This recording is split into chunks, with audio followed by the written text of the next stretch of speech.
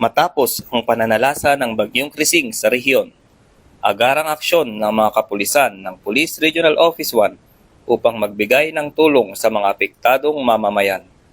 Nagsagawa ang mga kapulisan ng iba't ibang humanitarian assistance tulad ng evacuation, relief distribution, clearing operations, at libreng sakay sa mga lugar na sinalanta ng matinding ulan at pagbaha dulot ng bagyo.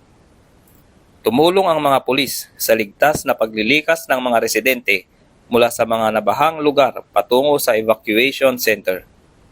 Kasama rin dito ang pamamahagi ng relief goods, katuwang ang lokal na pamahalaan at iba pang ahensya.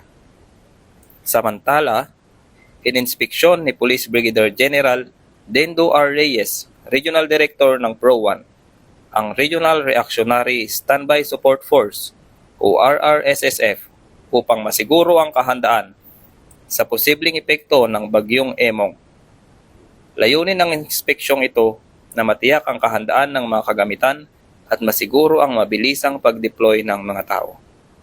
Sa kabila ng pagod at panganib, tiniyak ng kapulisan na hindi nila pababayaan ang sambayanan.